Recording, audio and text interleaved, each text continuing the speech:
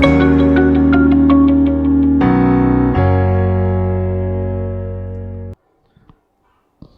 दोस्तों, आज एक बार फिर से हमारे एजुकेशन में आपका स्वागत है। पिछले 4-5 क्लासों से हम लोग भू संचलन का जो टॉपिक है उसको कवर करने का प्रयास कर रहे हैं, जिसमें हमने ये जानने का प्रयास किया था कि पृथ्वी के ऊपर जो भी हलचल होते हैं, जो भी संचलन हो रहे हैं, वो दो बलों के कारण हो रहा है, दो फोर्सों के कारण हो रहा है। एक था एंडोजेनिक फोर्स और दूसरा एक्सोजेनिक फोर्स, जिसको अंतर्जातीय बल और बहिर्जात बल भी कहते हैं। हमने अंतर्जात बल के अंदर भी कई सारे टॉपिक समझने का प्रयास किया था, जैसे कि महाद्वीप का निर्माण कैसे होता है, तनावमूलक बल क्या होता है, पर्वतों का निर्माण कैसे होता है, और भी हमने बहिर्जात बल के अंदर भी कई सारे चीज़ें जानने का प्रयास किया, जैसे अनाच्छादन क्या होता है, अपक्षय क्या होता है, अपर्दन क्या होता है, निक्षेपण क्या होता है। ये सारे टॉपिक हमने समझा था। हमने बहिर्जात बल के अंदर, अपर्दन के अंदर और निक्षेपण के अंदर कई सारी चीज़ें लेकर के आए। जैसे कि हमने ये बताया कि जैसे कि पिछले क्लास के अंदर ही हमने ये बताया कि नदियों के प्रवाह के कारण, वायु के प्रवाह के कारण, समुद्री लहरों की गति के कारण अपर्दन होता है, निक्षेपण होता है, और इनकी वजह से पृथ्वी के ऊपर कई सारी आकृतियाँ देखने को मिलते हैं। तो उसी से रिलेटेड कल की क्लास में हमने ये जानने का प्रयास किया था कि नदियों के गति के कारण, नदियों के प्रवाह के कारण जो अपर्दन होता है, उससे निर्मित जो स्थल का आकृति होता है पृथ्वी के ऊपर, उसको समझने का प्रयास किया था। तो आज का जो हमारा टॉपिक रहेगा वो रहेगा नदियों के प्रवाह के कारण यदि अपर्दन हुआ है तो जाहिर सी बात है निक्षेपण भी होगा। तो निक्षेपण के द्वारा निर्मित स्थल का आकृति को आज समझने का प्रयास करेंगे, और साथ ही हम ये भी जानने का प्रयास करेंगे कि शुष्क या फिर मरुस्थलीय प्रदेश के अंदर, यानी जो सूखा प्रदेश होता है, यानी डिजर्ट रीजन की बात कर रहे हैं, उसमें किस किस तरीके के स्थल का आकृति देखने को मिलते हैं, उसका नाम क्या है, जनरली बेसिक जानकारी इन सब के बारे में भी जानने का प्रयास करेंगे। तो ज़्यादा देर ना करते हुए हम लोग क्लास को शुरू करते हैं। देखिए, तो हमारा जो टॉपिक था वो था भू संचलन। ठीक है, भू संचलन किसके कारण होता है? तो एक होता है अंतर्जात बल, एक होता है बहिर्जात बल,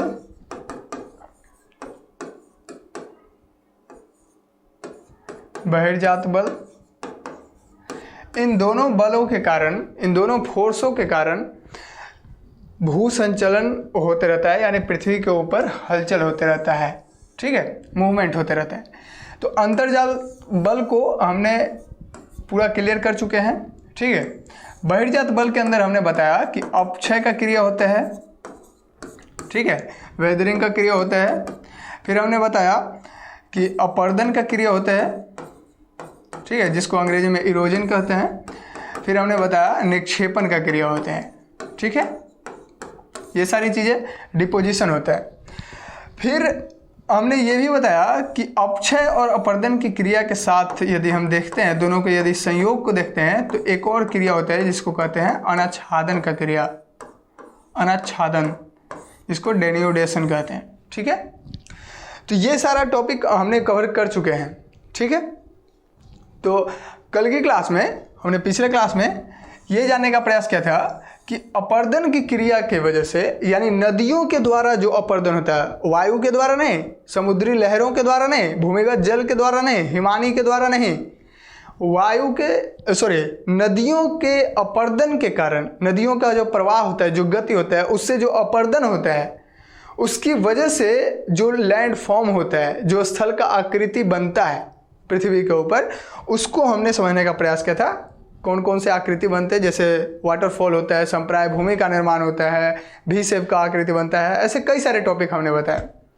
तो आज का जो हमारा टॉपिक है उसमें हम लोग देखेंगे कि नदियों के प्रवाह के कारण जो अपर्दन हुआ, उस अपर्दन के बाद निक्षेपण भी होगा। तो निक्षेपण के बाद जो लैंड का फॉर्म चेंज होगा, जो स्थल का आकृति बदलेगा, उसको आज हम समझने का प्रयास करेंगे। आज का टॉपिक हमारा ये रहेगा। ठीक है, यानी डिपोजिशन के कारण। तो अब ये समझते हैं देखिए ये क्रिया, अपर्दन का क्रिया और निक्षेपण का क्रिया, ये दोनों में साथ साथ होगा, चाहे मतलब दोनों साथ साथ होगा किसी भी प्रक्रिया में, चाहे नदियों के द्वारा हो, चाहे वायु के द्वारा हो, चाहे समुद्री लहरों के द्वारा हो, ठीक है, किसी के द्वारा ये दोनों क्रिया साथ होगा। क्यों ऐसा कह रहे हैं? क्योंकि देखिए अपर्दन क्या होता है, इरोजन क्या होता है। अब कोई सामान, जैसे नदी ऐसे जा रहा है तेज गति से, इस तरीके से ऐसे जा रहा है नदी, तो उसके अगल बगल जितने भी चट्टान होंगे, यानी कि आप यहाँ पर देख सकते हैं, देखिए इस तरीके से नदी ऐसे फ्लो कर रहा है, ठीक है, तो इसके बगल में इस साइड जितने भी चट्टान, मिट्टी, पेड़ पौधा, जो भी चीज़ें होंगे, उन सबको तोड़ते फोड़ते लेकर के जाएगा, उसका टुकड़ा, उसका जो भी मटेरियल होगा उसको लेकर के जाएगा, ठीक है, नदी अपने साथ लेकर के जाएगा। अब तोड़ फोड़ के लेकर के जा रहा है तो अपर्दन का क्रिया हो गया, और लेकर के जा रहा है तो जाहिर सी बात है कहीं ना कहीं तो रखेगा, तो जहाँ पर रख दिया निक्षेपण का क्रिया हो गया, डिपोजिशन हो गया, उसका पोजीशन चेंज कर दिया, पहले यहाँ था उठा के वहाँ रख दिया, तो निक्षेपण का क्रिया हो गया। तो अपर्दन की क्रिया की वजह से कई सारी आकृतियाँ देखने को मिलता है, स्थलकाकृति। अब हम समझेंगे कि निक्षेपण के द्वारा कौन कौन सा स्थलकाकृति देखने को मिलता है। देखिए पिछली क्लास में ये सारा चीज़ हमने बता दिया है, ठीक है, आप उस क्लास को भी जा करके देख लें। तो आज का जो हमारा टॉपिक रहेगा वो रहेगा निक्षेपण द्वारा निर्मित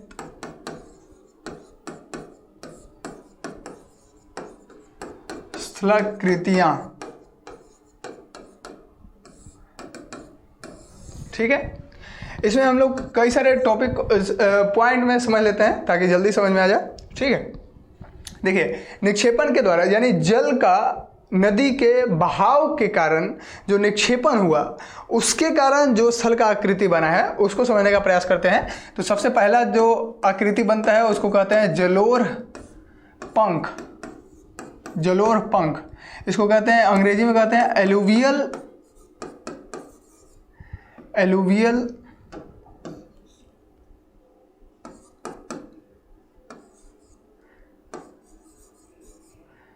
फैन। फिर होता है, इसी में एक और होता है जलोढ़ शंकु,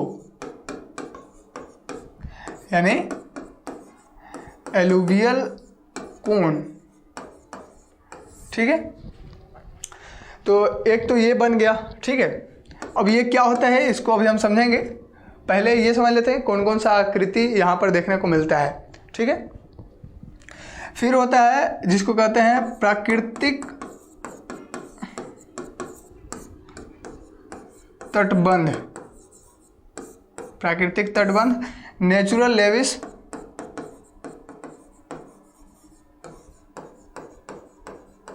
नेचुरल लेविस। फिर एक और फिगर यहाँ पर देखने को मिलता है जिसको कहते हैं बाढ़ का मैदान। बाढ़ का मैदान, फ्लड प्लेन, फ्लड प्लेन्स। एक और टॉपिक इसी में जोड़ते हैं, इसको कहते हैं गोखुर झील का निर्माण। गोखुर झील, अंग्रेजी में इसको कहते हैं ऑक्सबो लेक। Oxbow lake. तो इतने सारे स्थल का आकृति यहाँ पर देखने को मिलता है, ठीक है, किसके द्वारा? डिपोजिशन के कारण, निक्षेपण के कारण, ठीक है। एक और टॉपिक इसी में जोड़ लेते हैं, यहीं पर लिखते हैं, ठीक है, कहते हैं डेल्टा। अंग्रेजी में भी इसको डेल्टा ही कहते हैं, तो डेल्टा हो गया, ठीक है। तो इतने सारे टॉपिक हैं जो यहाँ पर देखने को मतलब डिपोजिशन के कारण, नदियों के प्रवाह के कारण जो डिपोजिशन होता है उसके कारण जो लैंड फॉर्म होता है उसके बारे में बात कर रहे हैं। तो इतने सारे टॉपिक हैं, इसको जल्दी जल्दी समझ लेते हैं सबको, ठीक है। देखिए सबसे पहला जो हमारा टॉपिक है वो है जलोढ़ पंख या जलोढ़ शंकु जिसको कहते हैं, ठीक है। जलोढ़ पंख।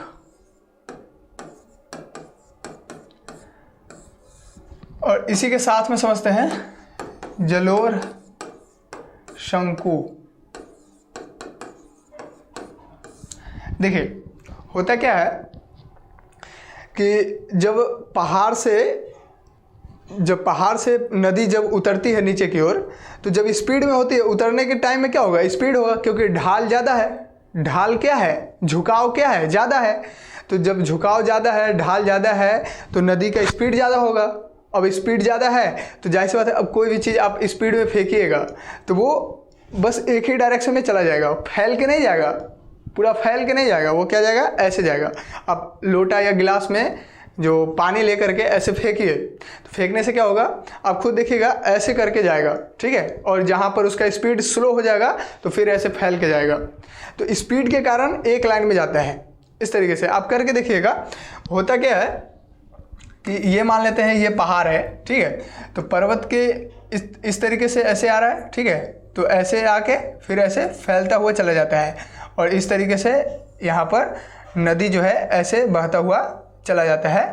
और कहाँ तक जाता है, या तो अपने मतलब बड़े नदी में जा कर के मिल जाएगा, या फिर समुद्र में जा कर के मिल जाएगा, ठीक है। तो ये क्रिया इस तरीके से हो रहा है। अब ऐसे जल का ऐसे प्रवाह हो रहा है। तो आप यहाँ पर देख सकते हैं, ये मान लेते हैं पहाड़ इतना बड़ा है इस तरीके से, ठीक है, पहाड़ थोड़ा बड़ा बनाते हैं। तो ये क्रिया आपको दिख रहा होगा। तो देखिए यहाँ पर आपको एक फिगर नज़र आ रहा होगा, अगर ध्यान से आप देखें तो ये फिगर इस तरीके से, ये फिगर आपको दिख रहा है, ऐसे आया, ठीक है, ये फिगर। और ये तो नदी है, ये बीच में नदी ऐसे निकल रहा है। और ये साइड में ये क्या बचा, ये साइड में जो अपर्दन किया हुआ सामान था, जो मटेरियल था, उसको साइड में रखते हुए चले गए। कौन, नदी। तो यहीं पर क्यों रखा, यहाँ क्यों नहीं, क्योंकि यहाँ ढाल ज़्यादा था तो स्पीड में निकल के चला आया। और जैसे यहाँ पर नज़दीक में आया, यानी समतल भूमि, यानी कि ये कह सकते हैं कि ये जो पर्वत का जो जड़ है, जो पर्वत का आधार है, बेस है, तो उस बेस के पास क्या होगा, अब वो समतल भूमि के समान आ गया ना, मतलब अब नीचे आ गया। तो नीचे आ गया तो वो जो पानी गिर रहा था उसका स्पीड स्लो हो गया, स्पीड स्लो हो गया तो जो भारी मटेरियल था, जो अपर्दन किए हुए था नदी, वो भारी मटेरियल को क्या कर दिया, यहीं पर छोड़ के चला गया।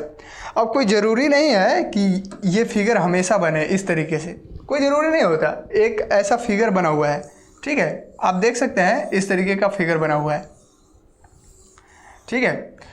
तो इस तरीके का फिगर बना हुआ है। तो ये एक आप देख सकते हैं, एक पंखे के जैसा, पंखा के जैसा बना हुआ है, फैन के जैसा, जो हाँकते थे पहले के राजा महाराजा, ऐसे बैठे हुए हैं, ठीक है, ऐसे करके, और साइड में एक ऐसे लेकर के ऐसे से हाँक रही है, एक उधर से हाँक रही होती। तो जो पंखा पहले होता था, ये जनरली हाथी के कान जैसा ऐसे दिखता है, जो भी रहे। तो ये जब पंखे के जैसा आकृति देखने को मिल रहा है, इसी को कहते हैं जलोढ़ पंख, ठीक है, एलुवियल फैन इसको कहते हैं। क्योंकि देखिए ये जल का लोढ़ के ला रहा है, जल जो है वो लोढ़ करके जो भी चीज़ें लेकर के आ रही है, जो भी मटेरियल, उसको क्या कर दिया है, यहाँ पर निक्षेपित कर दिया है, यहाँ निक्षेपित कर दिया, तो ये इस तरीके का आकार बन गया, तो इसको कहते हैं जलोढ़ पंख। अब इसी को आप उलट के ऐसे करके देख लीजिए, तो आपको, हालांकि वैसे ऐसे भी देख सकते हैं इस तरीके से, देखिए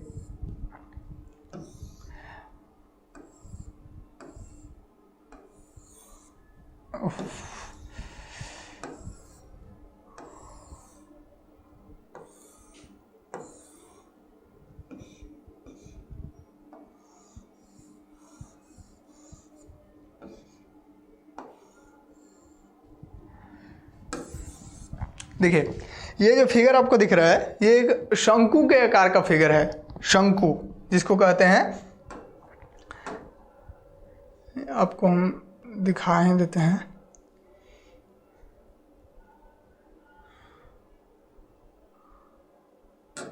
कोई फायदा नहीं, यहाँ पर है ही नहीं।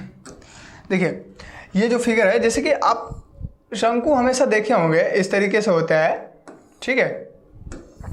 ये जो बर्थडे पार्टी का जो टोपी होता है, बर्थडे टोपी, तो ये शंकु होता है, जिसको कहते हैं शंकु, ठीक है।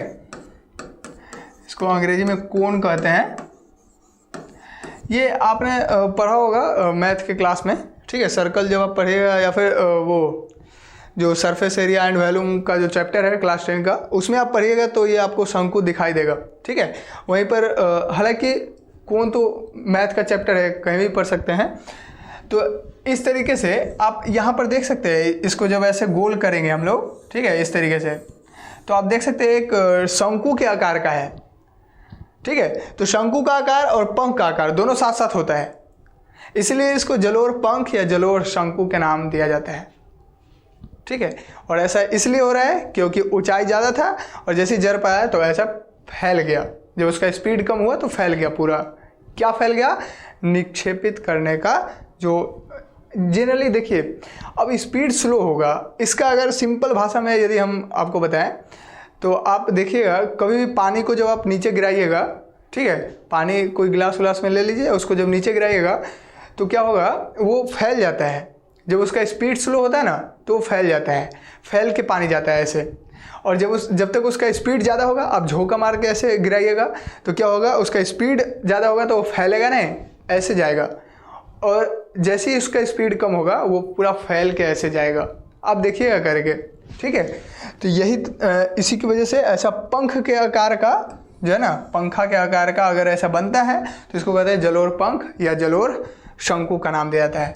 ठीक है, तो यहाँ पर हम आपको कुछ फिगर दिखा देते हैं ताकि क्लियर हो जाए बहुत ही जल्दी। देखिए, आप यहाँ देख सकते हैं, ये देखिए, ये नदी यहाँ से निकल के आया, ठीक है, और इस साइड भी नदी का थोड़ा भाग गया, इधर भी गया और फिर अंदर अंदर गया हुआ है। ठीक है, अब देखिए यहाँ पर देखिए ये और ये देखिए, इस तरीके से आप इस तरीके से देख सकते हैं, ऐसा देख रहे हैं, एक पंखे के आकार का यहाँ पर आपको देखने को मिल रहा होगा। ठीक है, तो ये क्या है, ये जो लैंड फॉर्म हुआ है, ये जो स्थल का आकृति बना है, इसी को कहते हैं क्या, जलोर पंख। इसी का नाम क्या दिए हैं, जलोर पंख का नाम दिए हैं। ठीक है,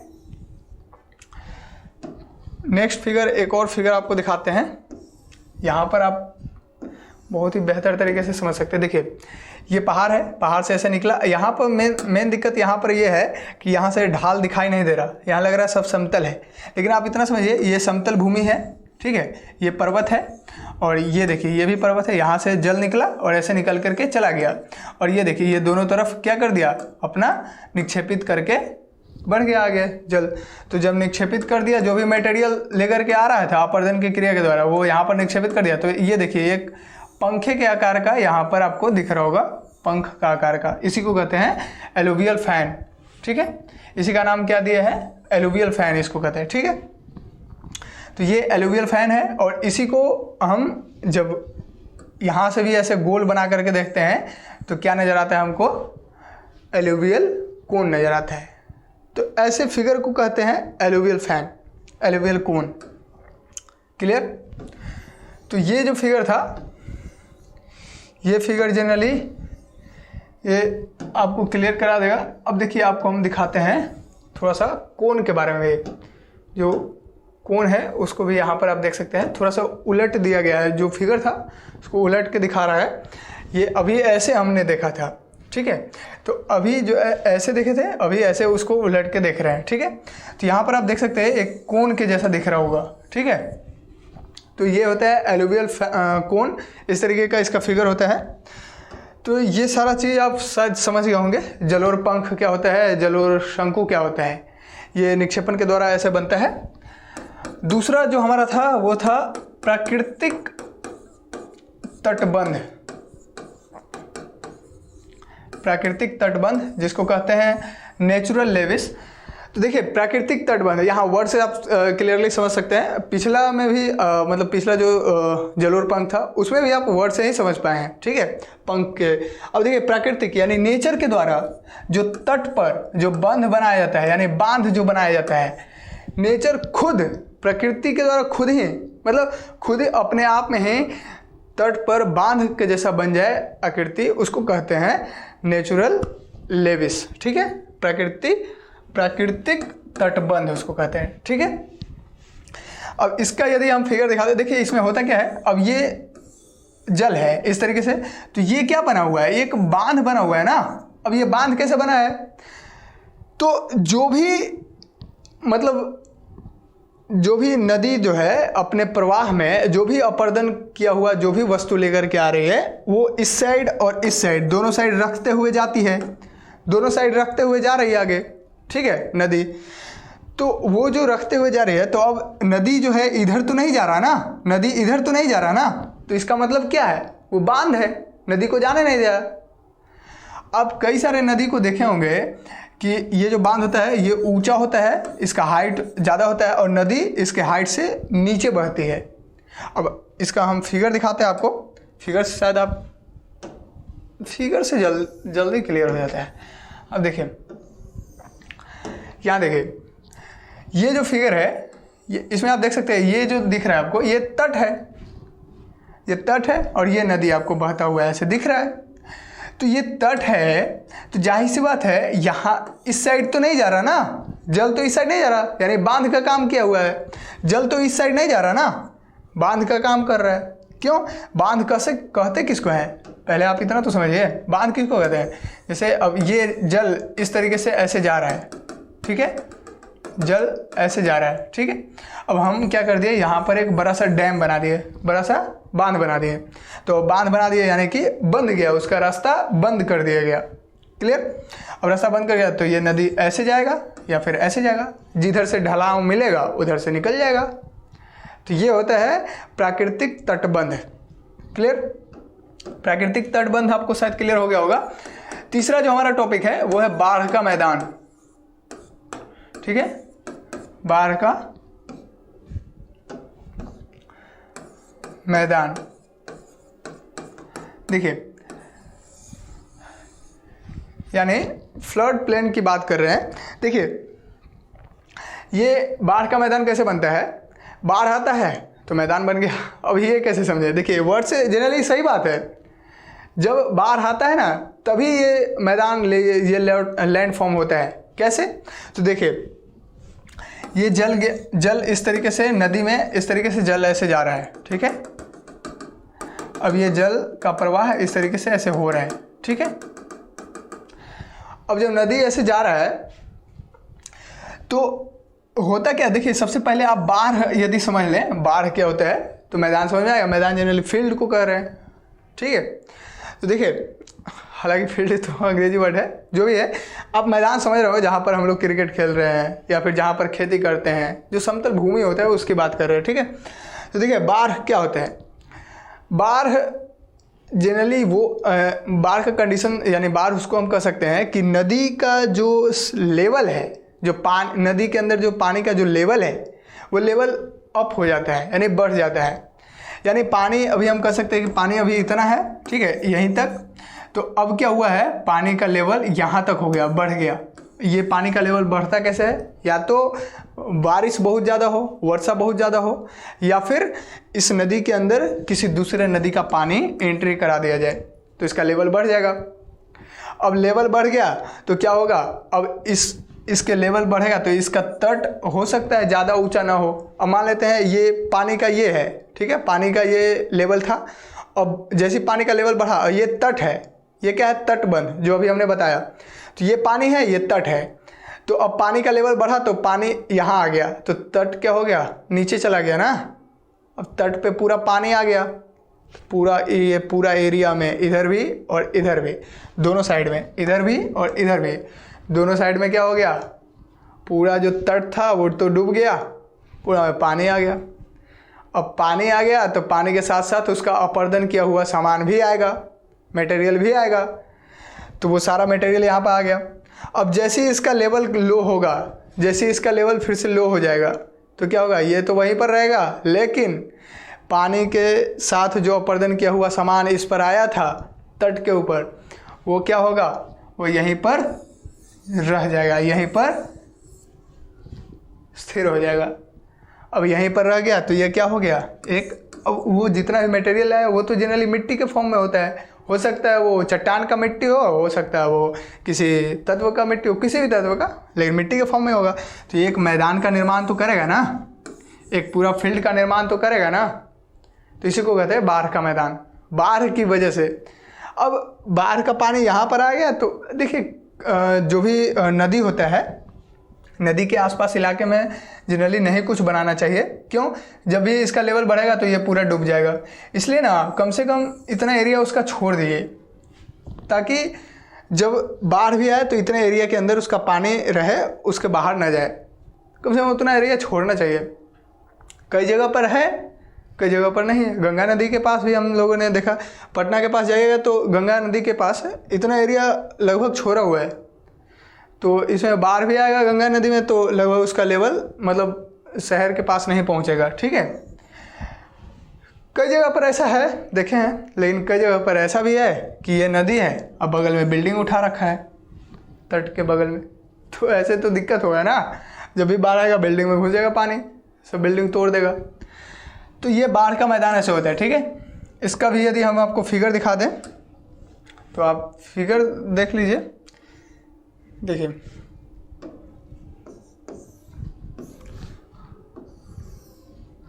देखिए ये फिगर आप देख सकते हैं। ये जितना भी मैदान आपको दिख रहा है ये सब बाढ़ का मैदान है। बाढ़, पानी का लेवल ज़्यादा होने से ये ऐसा मैदान का फिगर बन गया है। ठीक है, इस तरीके से। और ये पानी है, अभी पानी का लेवल लो है, लेकिन जब पानी का लेवल हाई हुआ था तो यहाँ पर मिट्टी अब निक्षेपित कर दिया था। तो ये बाढ़ का मैदान ये होता है, ऐसा होता है। ठीक है, इस पर खेती बहुत अच्छा किया जाता है। वैसे भी आगे आने वाले क्लासों में हम लोग खेती का जब बात करेंगे तो मिट्टी की बात भी होगा। मिट्टी का बात होगा तो फिर ये भी बात होगा कि किस मिट्टी पर ज़्यादा बेहतरीन मतलब फसल उग सकता है, किस मिट्टी पर ज़्यादा अच्छा उत्पादन हो सकता है। ये सारी बातें तो हम लोग करेंगे। पहले इतना समझिए, अब बस ध्यान से आप पढ़ते रहिए रेगुलर, धीरे धीरे सारा चीज़ समझ में आ जाएगा। देखिए, हर चीज़ आप एक ही दिन में नहीं समझा सकते हैं ना, तो आपको धीरे धीरे ही आगे बढ़ना होगा। ठीक है, ये देखिए ये सारा बाढ़ का मैदान है। ये सारा मैदान क्या है? ये सारा जो फील्ड नज़र आ रहा है मिट्टी का, ये सब बाढ़ के कारण ही निर्मित हुआ है ना, इसको बाढ़ का मैदान ही कहते हैं। ठीक है, तो ये सारा टॉपिक हमारा क्लियर हो गया। बाढ़ का मैदान क्या होता है, प्राकृतिक तटबंध क्या होता है, जलोढ़ क्या होता है, ये सारा चीज़ क्लियर हो गया। अब समझते हैं कि गोखुर झील क्या होता है। ठीक है, गोखुर झील के बारे में बात करते हैं, ऑक्सबो लेक जिसको कहते हैं। ठीक है, गोखुर झील क्या होता है? देखिए, होता क्या है, जब जल ऐसे जा रही होती है, यानी नदी जब ऐसे बह रहा होता है, तो नदी जब ऐसे बह रहा है तो होता क्या है कि कई बार नदी अपना रास्ता भटक करके, देखिए ये नदी हमेशा इसी रास्ते पे जाती है। आप ध्यान से देखिए, आप देखिएगा कि गंगा नदी यदि है तो हमेशा वही रास्ते से जाती है। कभी कभी उसका डायरेक्शन बदलता है, लेकिन फिर वही रास्ता मेन होता है, मेन रास्ता एक होता है। तो जो इसका जो मेन रास्ता होता है, इसी रास्ते से नदी हमेशा जाएगी। कहाँ पर? जहाँ पर उसको मिलना है दूसरे नदी में या दूसरे सागर के अंदर। ठीक है, तो एक ही रास्ते से जाती है हमेशा नदी, वो अपना डायरेक्शन नहीं बदलती है। अगर बदल दिया ना, अगर बदल दिया तो यहाँ पर यदि शहर बसा हुआ है और डायरेक्शन यहाँ से चेंज करके इधर से जा लगे, मतलब इसे इधर से जाने लगा, तो क्या होगा? पूरा शहर तहस नहस कर देगा। ठीक है, बाढ़ ला देगा। वहाँ पर पानी है नहीं, पानी का लेवल अप हो गया तो क्या होगा? बाढ़ आएगा। तो ये आप समझिए कि ये जो है इसके अंदर मतलब ये इसका मेन रोड होता है, लूप इसको कहते हैं। इसका नाम क्या होता है? लूप। ये नदी का लूप होता है, जो कहते हैं ना मेन रोड, ये नदी का लूप होता है। तो होता क्या है, कई बार नदी जो है थोड़ा सा भटक जाती है अपने रास्ते से। ठीक है, और भटक के फिर मिल जाती है, कोई दिक्कत नहीं होता उसमें, क्योंकि नहीं मिलेगा तो दिक्कत हो जाएगा। तो थोड़ा सा भटक जाती है बीच में। अब भटक गए तो यहाँ पर क्या होगा? अब जहाँ पर मिल रही है वहाँ पर इस तरीके से बनाते हैं, थोड़ा सा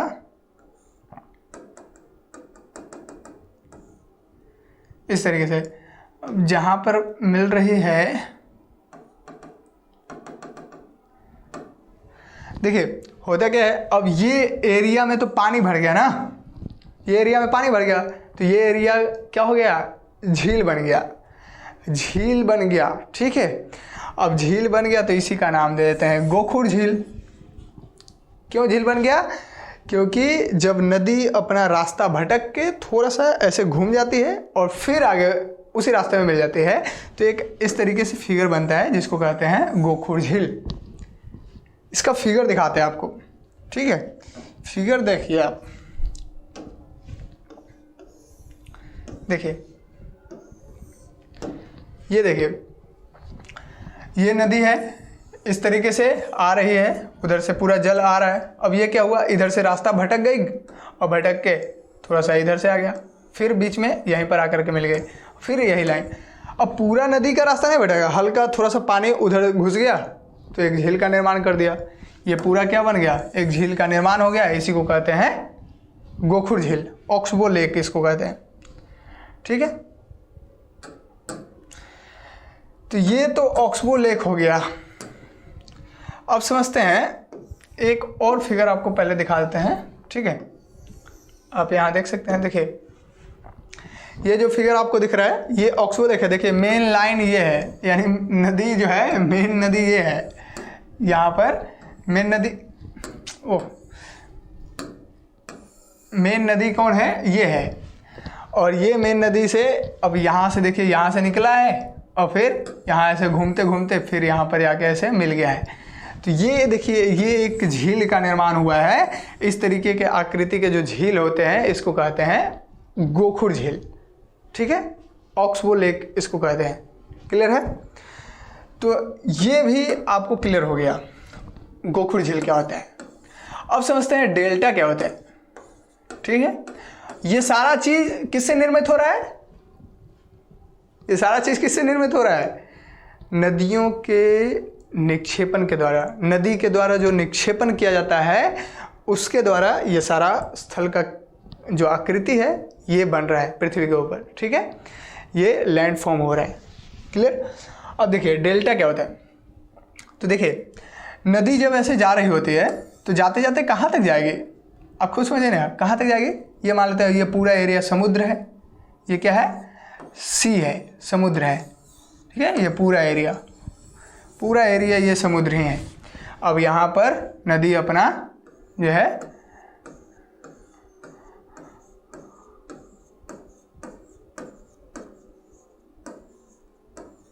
इस तरीके से अपना पानी यहाँ पर छोड़ देगा।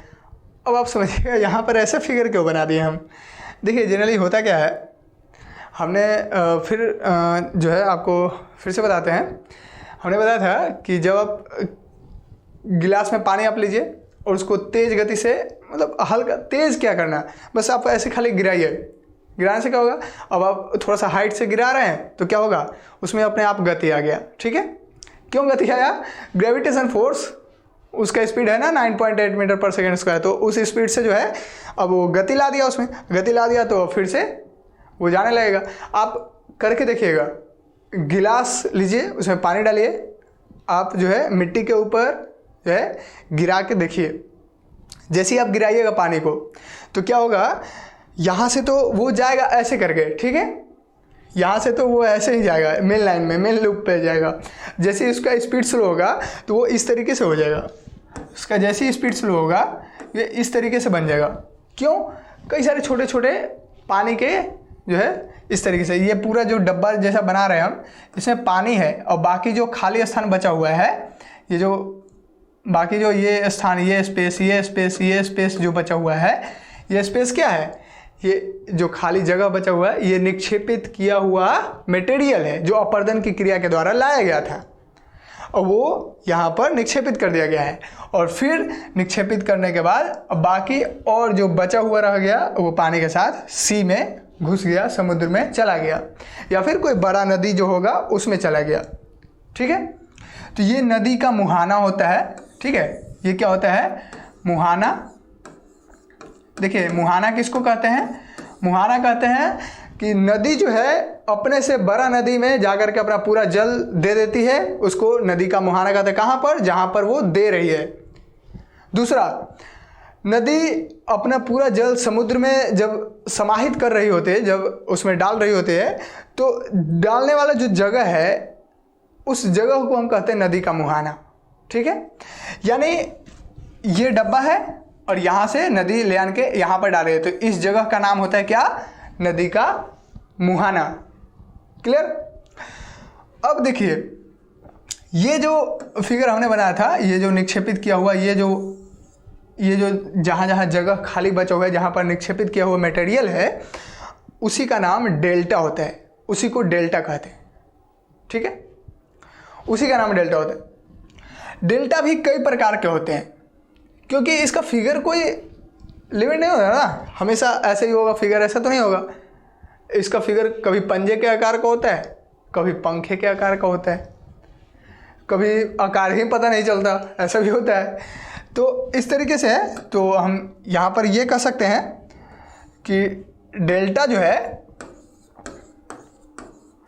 डेल्टा का कई सारा प्रकार है। जैसे कि एक होता है चापाकार डेल्टा, चाप के आकार का, यानी इसको कहते हैं आर्कुएट डेल्टा, ठीक है, आर्क के आकार का। एक होता है पंजाकार डेल्टा, पंजाकार डेल्टा जिसको कहते हैं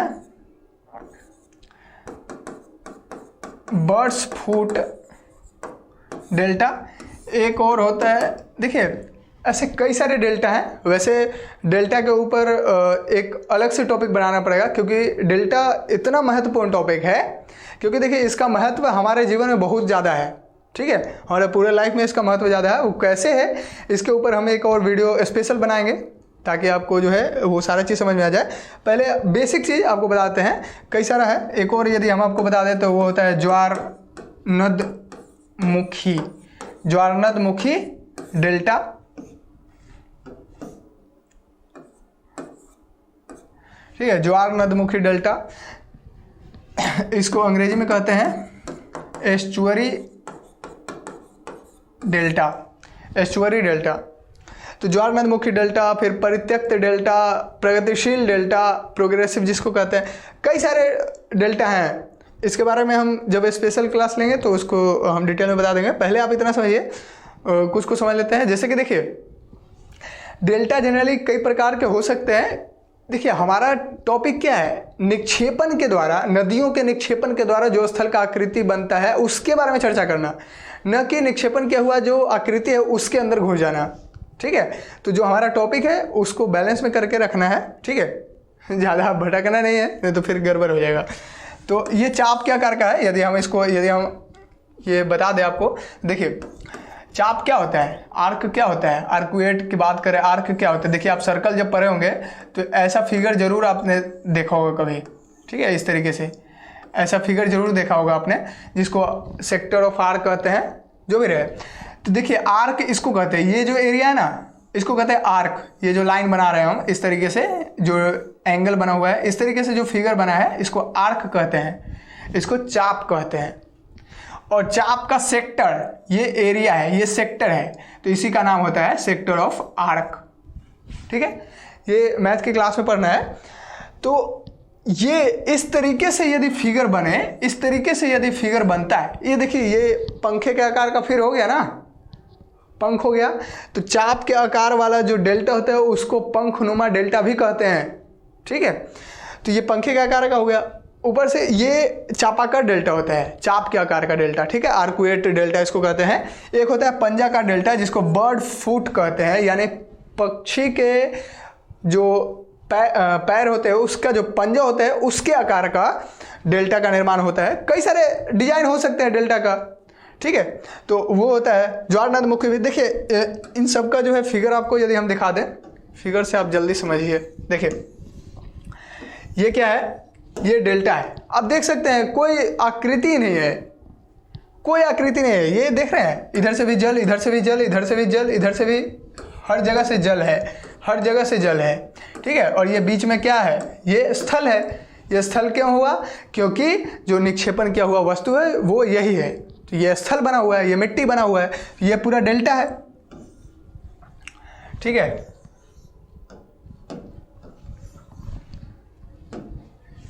अब आपको हम दिखाते हैं चापाकार डेल्टा कैसा होता है। देखिए ये है चापाकार डेल्टा जिसको कहते हैं आर्कुएट डेल्टा। ये देखिए पंखे के आकार का बना हुआ है ना, ये नदी आया और इस तरीके से देखिए नदी कितने रूट में बदल गया है, इसका कई सारा लूप बन गया। क्यों, स्पीड स्लो हो गया तो रूट तो बदलेगा ही ना। तो ये है चापाकार डेल्टा। ये भी आपको दिखा देते हैं। देखिए ये है, आपको देख रहे हैं, ये जो फिगर आपको नज़र आ रहा है इस तरीके से, ये आपको नज़र आ रहा होगा पंजा के आकार का, ये पंजे के जैसा है। तो ये बर्ड फुट का जो डेल्टा है, ये बर्ड फुट डेल्टा है जिसको कहते हैं पंजाकार डेल्टा, ठीक है। तो इस आकार में भी डेल्टा होता है। ये देखिए नदी इधर से आ रही है और यहाँ पर ऐसे हो गया, आकार इसका इस तरीके से बन गया है, ठीक है। तो ये हो गया। एक और आपको यदि हम दिखा दें जिसको कहते हैं ज्वार नद एस्चुअरी डेल्टा, इसको भी आप देख लीजिए। देखिए इसमें कोई आकृति नहीं नजर आ रहा। ये जनरली देखिए ये नदियों के पास, झीलों के पास या बड़ा नदी में अपना जब जल समाहित करता है छोटा नदी, उस समय ऐसा फिगर बनता है। ये समुद्र के पास ऐसा नहीं होता। क्यों? क्योंकि समुद्र का लहर हमेशा चलते रहता है। तो ये इसी का नाम, इसीलिए इसको जो है ना ज्वार नद डेल्टा का नाम दिया गया है, क्योंकि ज्वार नहीं है यहाँ पर, ठीक है, इस तरीके से। तो ये भी डेल्टा भी आपको शायद क्लियर हो गया होगा। तो हमने जितना भी निक्षेपण के द्वारा, नदियों के निक्षेपण के द्वारा जितना भी लैंड फॉर्म हुआ है उसके बारे में हमने बात किया। जैसे कि जलोढ़ पंख के बारे में, जलोढ़ शंकु के बारे में, तटीय जो होते हैं बंध यानी बांध जो होते हैं यानी प्राकृतिक तटबंध होते हैं उसके बारे में, बाढ़ के मैदान के बारे में, गोखुर झील के बारे में, फिर डेल्टा के बारे में। डेल्टा के प्रकार भी हैं। वैसे देखिए आपको फिर से बता देते हैं, डेल्टा एक महत्वपूर्ण टॉपिक है, उसके बारे में हम बाद में बात करेंगे। उसका एक स्पेशल क्लास ही रखेंगे डेल्टा से रिलेटेड सिर्फ, क्योंकि देखिए डेल्टा हमारे जीवन के लिए बहुत ही इंपॉर्टेंस रखता है, ठीक है। सुंदरबन डेल्टा का आप नाम सुने भी होंगे। तो कई सारी चीज़ें देखिए, अब जो हम लोग समझते हैं कि शुष्क या मरुस्थलीय प्रदेश में, जिसको ड्राई एरिया कहते हैं या फिर सूखा प्रदेश जिसको कहते हैं, उसमें स्थल का आकृति कैसे चेंजिंग होता है, कैसे बदलता है, इसके बारे में बात करते हैं। यानी हम ये कह सकते हैं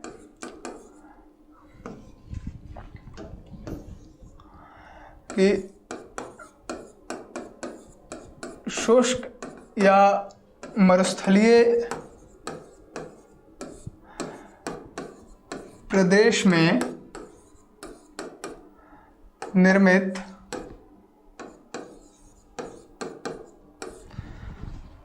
स्थल का आकृति, ठीक है, स्थलाकृतियां। अब देखिए शुष्क या मरुस्थलीय प्रदेश, सूखा।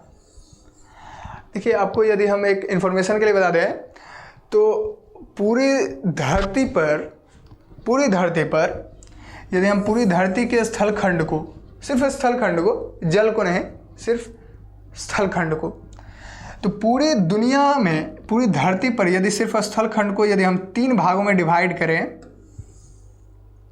ठीक है, 3 भागों में डिवाइड करते हैं, तो जो एक भाग है वो है सिर्फ डिजर्ट रीजन। वो क्या है? वो सिर्फ डिजर्ट रीजन है, वो सिर्फ मरुस्थलीय प्रदेश है, शुष्क प्रदेश है, ठीक है। कहाँ? 1/3 भाग, पूरी धरती के स्थलखंड का 1/3 भाग डिजर्ट रीजन है, सूखा प्रदेश है, ठीक है। हम आपको दिखाते हैं कहाँ कहाँ है। पहले आप देख ही लीजिए, ठीक है।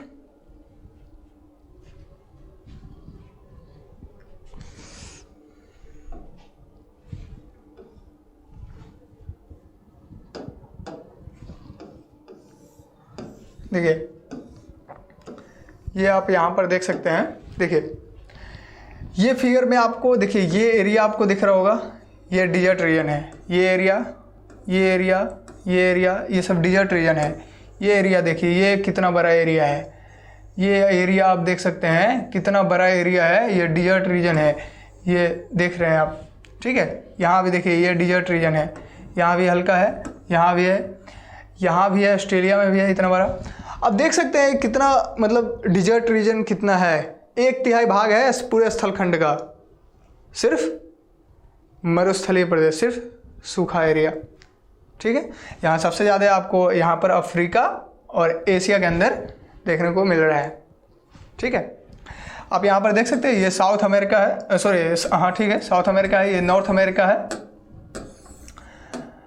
ठीक है, ये नॉर्थ अमेरिका है, ये अफ्रीका है, ये यूरोप है, ये एशिया है और ये ऑस्ट्रेलिया है, ठीक है।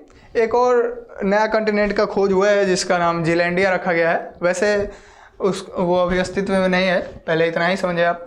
देखिए वैसे भी देखिए मैप के बारे में, कौन देश कहाँ पर है, ठीक है, फ्रांस कहाँ पर है, अमेरिका कहाँ पर है, ब्राज़ील कहाँ पर है, भारत कहाँ पर है, ऑस्ट्रेलिया कहाँ पर है, दक्षिण अफ्रीका कहाँ पर है, युगांडा कहाँ है, ये सारा देश, ये सारा मैप के बारे में एक जनरली देखिए, ये जब टॉपिक ख़त्म होगा, भू संचालन का जो हमारा टॉपिक है वो जैसे ही ख़त्म होगा तो उसके क्वेश्चन सॉल्व करने के बाद हम लोग जो है एक मैप का क्लास समझने का प्रयास करेंगे। एक मैप को लेकर के आएंगे ताकि मैप देखने का आपको एक पूरा अंदाज़ा हो जाए कि पूरी दुनिया में कौन सा जगह कहाँ है, कैसा है, ये सारा चीज़ क्लियर हो जाएगा।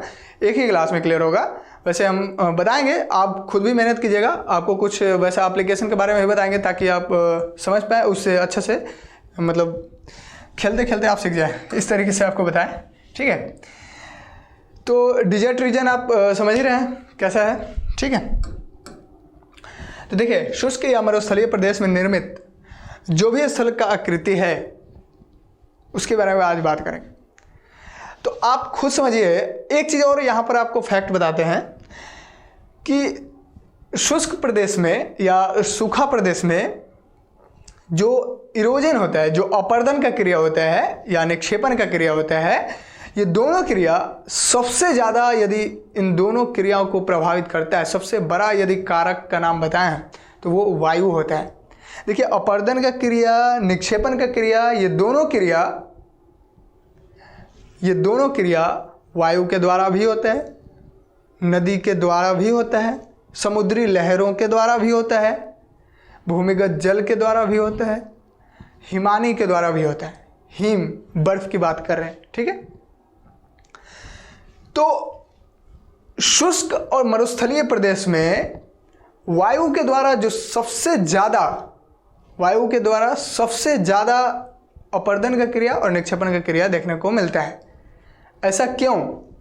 हालांकि कभी कभी जल के द्वारा भी देखने को मिलता है। वैसे तो समुद्री लहरें यहाँ पर आ नहीं सकती, समुद्र तो आ सकती है तट के पास, आसपास के जो तट होंगे वहाँ पर, वैसे, और बर्फ़ तो हो नहीं सकता, तो जाहिर सी बात है। और जल तो कहना ही नहीं है। क्यों? जल, भूमिगत जल कहाँ से होगा? सूखा प्रदेश है ना। अब आप खुद समझिए, हम जो कह रहे हैं कि वायु सबसे बड़ा कारक है इस एरिया के अंदर अपर्दन की क्रिया के लिए, निक्षेपण की क्रिया के लिए, तो ऐसा क्यों है? ये सवाल है ना, ऐसा क्यों है? वायु ही ऐसा क्यों है? वायु के द्वारा ही ऐसा ज़्यादा क्यों होता है? तो इसको सबसे सिंपल भाषा में समझते हैं। देखिए, शुष्क या मरुस्थलीय प्रदेश, जाहिर सी बात है, सूखा प्रदेश है तो वहाँ पर नमी का अभाव होगा, नमी की कमी होगी, नमी लगभग न के समान होगा। नमी क्या होता है? तो वायुमंडल के अंदर जल का होना नमी होता है और जल का न होना नमी का अभाव होता है। वायुमंडल के अंदर, वातावरण के अंदर जल का मात्रा न हो तो कहते हैं नमी नहीं है, और नमी है इसका मतलब वायुमंडल में जल का मात्रा है, वायुमंडल में जल उपस्थित है। क्लियर है? तो जाहिर सी बात है, ये सूखा प्रदेश है, शुष्क प्रदेश है, तो यहाँ पर नमी का अभाव होगा, कमी होगा। तो जब नमी का कमी होगा तो यहाँ पर वनस्पति नहीं उगेगा, वनस्पति का भी क्या होगा? अभाव होगा। वनस्पति का अभाव करने का मतलब पेड़ पौधा नहीं उगेगा, पेड़ पौधा ज़्यादा नहीं होगा। अब पेड़ पौधा नहीं होगा तो जाहिर सी बात है, यहाँ पर पवन जो चलेंगी, जो हवाएं चलेगी, पवन का गति तीव्र होगा। गति क्या होगा? तीव्र होगा, गति तेज होगा, स्पीड ज़्यादा होगा। क्यों? अब कोई पेड़ पौधा है ही नहीं तो हवा को कौन रोके? हवा को कोई रोक ही नहीं सकता। तो जब हवा तेज गति से चलेगा तो इस प्रदेश के अंदर क्या होगा? अपर्दन का क्रिया ज़्यादा होगा। और ये क्रिया किसके कारण हो रहा है? वायु के कारण, पवन के कारण। क्लियर? तो एक चीज़ तो क्लियर हो गया कि वायु के कारण सबसे ज़्यादा अपर्दन होता है शुष्क प्रदेश में। क्लियर? अब समझते हैं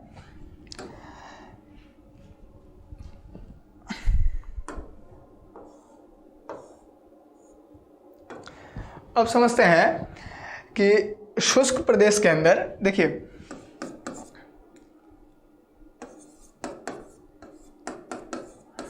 शुष्क या मरुस्थलीय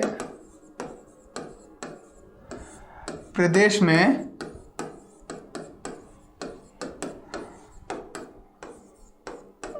बहते हुए जल से निर्मित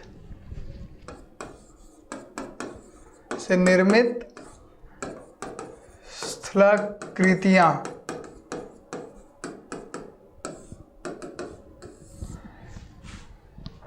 देखिए, जो वाटर फ्लोइंग होता है, जो वाटर फ्लो है वो यदि डिजर्ट रीजन में हो रहा है, स्पीड में हो रहा है, तो उसके कारण जो लैंड का फॉर्म बनेगा उसके बारे में बात कर रहे हैं। क्योंकि देखिए, अब आप एक सवाल आपके मन में होगा कि अभी आपने बताया कि वायु के द्वारा सबसे ज़्यादा अपर्दन और निक्षेपण होता है यहाँ पर, तो वायु का आप नहीं बता रहे हैं कि वायु के द्वारा स्थलाकृतियाँ कैसे कैसे बनेगा। बताएंगे, वायु एक स्पेशल टॉपिक है, उसको बताएंगे, आगे आने वाले क्लासों में उसको भी बताएंगे, ठीक है। अभी इसलिए हम जल के बारे में बता रहे हैं क्योंकि ये छोटा टॉपिक है। क्यों? क्योंकि जल के कारण बहुत ही कम अपर्दन होता है, कभी कभी होता है। कभी कभी डिजर्ट रीजन के अंदर यानी मरुस्थलीय प्रदेश के अंदर बारिश बहुत तेज़ होता है, कभी कभी होता है, हर बार तो नहीं होता। तो जाहिर सी बात है, वहाँ पर जल का जो है, जल के द्वारा जो इरोजन होगा, जो अपर्दन का क्रिया होगा, जो डिपोजिशन होगा, जो निक्षेपण का क्रिया होगा, वो कम होगा। तो छोटा सा टॉपिक बन रहा है, तो इसको समझ लेते हैं, ठीक है, उसको भी समझेंगे, ठीक है। अब देखिए, तो इसमें जो स्थल का आकृति बनता है, इसमें कौन कौन सा बनता है, तो एक होता है पेडिमेंट, पेडिमेंट का आकृति बनता है। दूसरा बजादा, इसको कहते हैं बजादा। तीसरा प्लाया, और एक और यहाँ पर बना सकते हैं जिसको कहते हैं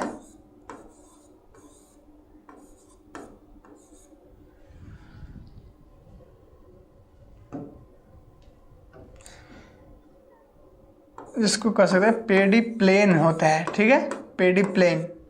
और इसी के साथ एक और समझेंगे जिसको कहते हैं इंसेलबर्ग, इंसेलबर्ग। तो ये चार टॉपिक यहाँ पर समझने का प्रयास करते हैं, ये चार चीज़ें यहाँ पर हमको देखने को मिलेगा, ठीक है।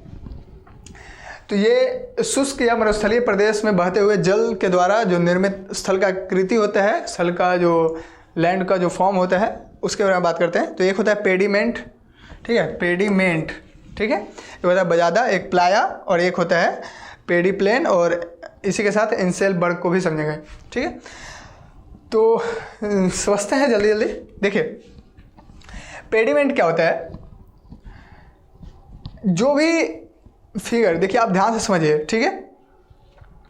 जल जब आ रहा है, देखिए इसके पास से भी जब वर्षा ज़्यादा हुआ, शुष्क या मरुस्थलीय प्रदेश में जब वर्षा ज़्यादा होगा, मूसलाधार बारिश होगी, तो जब बारिश ज़्यादा हुआ तो उसका फ्लो जो ढलान की तरफ फ्लो होगा। जैसे बताया, जल कहाँ जाएगा, जहाँ पर ढलान होगा, जहाँ पर झुकाव होगा, उधर जल जाएगा। तो जल जब उधर जाहिर सी बात है, देखिए कहीं भी झुकाव ज़्यादा होगा, ढलान ज़्यादा होगा, वहीं पर पानी जाना है, ठीक है। वैसे अभी तो पूरा मानव भी, हम लोग भी, जहाँ पर झुकाव जिस चीज़ के प्रति ज़्यादा होता है उधर ही चल देते हैं, ठीक है। तो यहाँ देखिए, इस तरीके से भी समझ सकते हैं, ठीक है।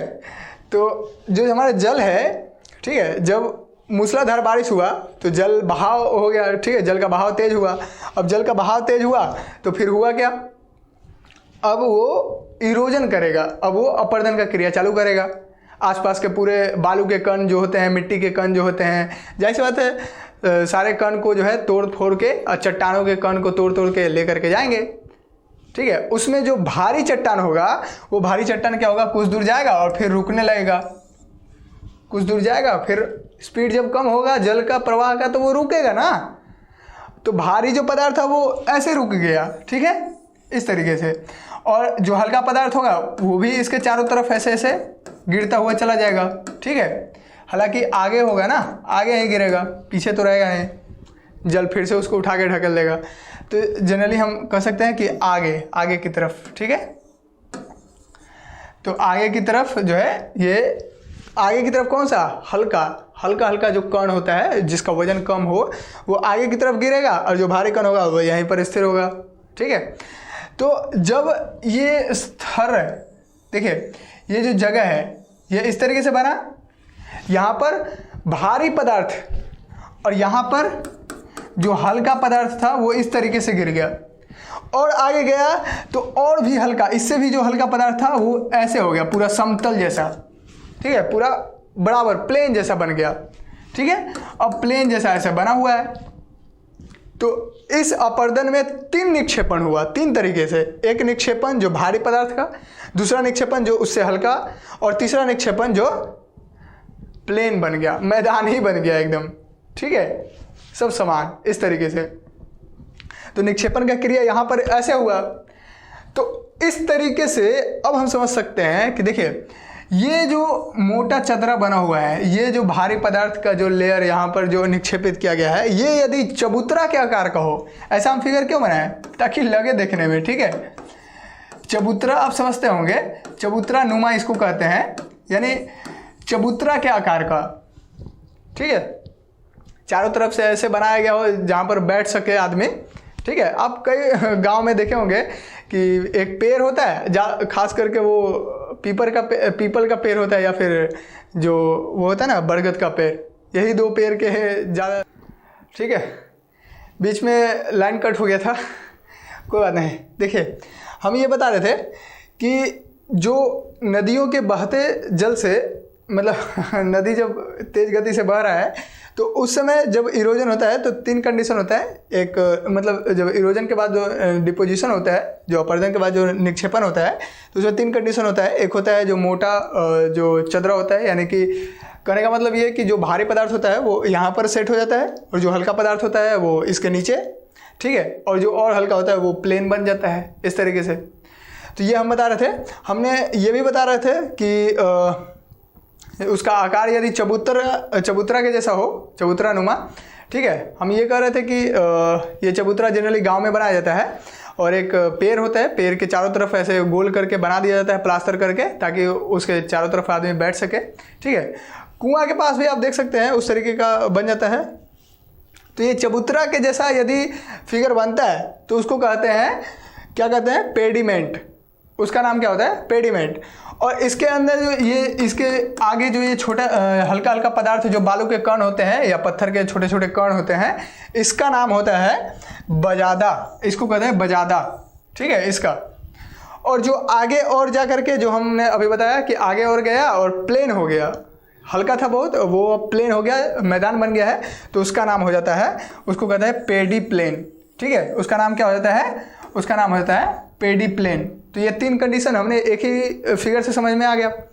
ठीक है, अब पेडी प्लेन के अंदर ही, यानी ये समतल भाग है, इसके अंदर ही कई जगहों पर ऐसे टीला उठ जाते हैं इस तरीके से, ऐसे टीला जैसा, टीला के जैसा उठे हुए जो भाग होते हैं, टीला के जैसा, पत्थर के चट्टान के जो टीला उठे हुए होते हैं ये प्लेन के अंदर ही, तो उसको कहते हैं इंसेलबर्ग। उसका नाम क्या होता है, इंसेलबर्ग उसको कहते हैं। क्लियर। अब बचा क्या, प्लाया। प्लाया क्या होता है, तो इसको समझने से पहले हम आपको ये सारा फिगर दिखा देते हैं ताकि आप कंफर्म हो जाए। ठीक है,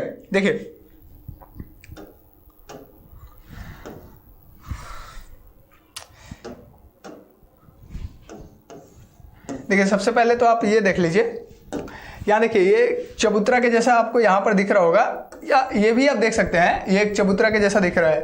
तो ये जो इरोजन के कारण ऐसा जो मिट्टी बना हुआ है ना, इसको कहते हैं, हालांकि इसी को कह सकते हैं, ये तो प्लेन हो गया। ठीक है, ये जो होता है ये चबूतरा के आकार का, ये आपको दिख रहा होगा, ये छोटा छोटा इतना।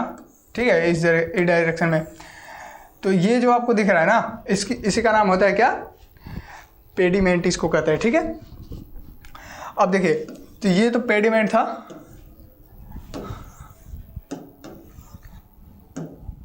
अब आपको दिखाते हैं, एक और फिगर में दिखाते हैं। ठीक है, पेडिमेंट को देखिए, यहाँ पर तो पेडिमेंट तो नहीं दिख रहा, लेकिन यहाँ पर एलुवियल फैन यहाँ पर दिख रहा है, फिर से जो जलोर पंख है यहाँ फिर से दिख रहा है। ठीक है, वैसे देखिए एक चीज़ और यहाँ फिगर से ही आपको समझा देते हैं। देखिए यहाँ फिगर में आपको दिख रहा है, प्लाया जो अभी हम बोल रहे थे, ठीक है, प्लाया जनरली एक झील होता है, ठीक है, झील ही होता है, दोनों तरफ पहाड़ होते हैं और बीच में एक गड्ढा होता है, ठीक है, तो बीच में गड्ढा होता है, वहाँ भैया बारिश होता है तो शुष्क प्रदेश में जनरली बारिश होगा तभी ना पानी आएगा वहाँ। तो जब बारिश होता है तो यहाँ पर पानी का जमा हो जाता है, और पानी का जमा हुआ तो इसी का नाम हो जाता है क्या, प्लाया लेक, प्लाया झील इसको कहते हैं, ठीक है, अंग्रेजी में झील को लेक कहते हैं, ठीक है। तो ये प्लाया लेक है। अब ये प्लाया लेक ऐसा है तो इसमें भी क्या होता है कि जब ये पानी वाष्पित होकर के, अब जाहिर सी बात है वाष्पीकरण होगा इसका, जब वाष्पीकृत हो करके जब ये पानी ऊपर चला जाता है तो क्या होता है, यहाँ पर बच जाता है क्या, क्ले बच जाता है, क्ले, और नमक युक्त मिट्टी बच जाता है, जिसमें देखिए क्ले क्या होता है, क्ले एक ऐसा मिट्टी होता है जिसका मतलब कई सारे डिजाइन बनाता है, खिलौना बनाया जाता है, क्ले वैसे शादी ब्याह में भी उपयोग किया जाता है। आप वैसे इसका फिगर कहाँ से लाएं, क्ले जनरली मिट्टी का ही एक भाग होता है। तो देखिए, और नमक युक्त होता है, यहाँ पर जो भी मिट्टी होगा वो नमक युक्त, क्योंकि लवणीय होता है, ये क्या होता है, लवणीय होता है, इस तरीके का प्लाया झील होता है, ठीक है, इसमें नमक होता है। तो ये तो यहाँ पर प्लाया आपको तो समझ में आ गया कि प्लाया झील की बात कर रहे हैं, एक दो पहाड़ों के बीच में जो गड्ढा होता है उसमें जब बारिश के बाद जब झील जमा हो जाता है तब। अब आप सोचिएगा कि ये मरुस्थलीय प्रदेश में पहाड़ कहाँ से आ गया, ये देखिए चट्टान होते ही हैं, शुष्क प्रदेश में चट्टान होते हैं, ठीक है, तो वो चट्टान की बात कर रहे हैं हम, ठीक है। अब देखिए यहाँ पर आपको एक और लेक आपको दिखा देते हैं, देखिए इस तरीके से, यहाँ पर देखिए ये भी एक झील आपको नज़र आ रहा होगा, इसका नाम भी क्या हो जाता है, इसका नाम भी क्या है, प्लाया लेक, ठीक है। तो ये भी एक प्लाया लेक है, आप यहाँ पर देख सकते हैं। एक और फिगर इधर से दिखाते हैं, देखिए ये जो पूरा ये जो आपको दिख रहा है, ये समतल भूमि आपको जो दिख रहा है, ये होता है पेडी प्लेन, जिसको हम कहते हैं पेडी प्लेन, और ये जो टीला है ये क्या है, इसी का नाम होता है इंसेलबर्ग। जो प्लेन के अंदर, पेडी प्लेन के ऊपर टीला के जैसा उठा हुआ भाग रहे उसको इंसेलबर्ग कहते हैं, ठीक है। तो इंसेलबर्ग भी आप समझ गए। एक और आपको टीला दिखाते हैं हम, देखिए ये देखिए इस तरीके से भी टीला यहाँ पर चट्टान का जो है इस तरीके से भी हो जाता है, तो ये भी होता है इंसेलबर्ग। और ये एरिया क्या है, ये एरिया पूरा क्या है, पेडी प्लेन है, क्लियर। तो ये सारा चीज़ शायद आपको क्लियर हो गया होगा। तो आज का जो भी हमारा टॉपिक था वो यही सब टॉपिक था कि मतलब निक्षेपण के द्वारा क्या क्या, मतलब नदियों के निक्षेपण के द्वारा क्या क्या फिगर बनता है उसके बारे में हमने बात किया। फिर शुष्क और मरुस्थलीय प्रदेशों के बारे में बात किया कि उसमें क्या क्या चीज़ें होती है, कैसे वहाँ पर वायु के कारण जो है ज़्यादा अपवर्तन और निक्षेपण का क्रिया होता है। वैसे वायु के कारण क्या क्या होता है वैसे हम आगे आने वाले क्लासों में उसके ऊपर भरपूर डिस्कस करेंगे, मतलब डिटेल में समझेंगे, ठीक है।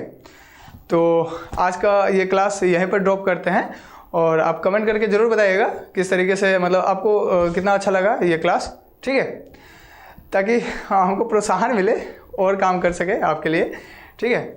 तो मिलते हैं फिर नेक्स्ट क्लास में।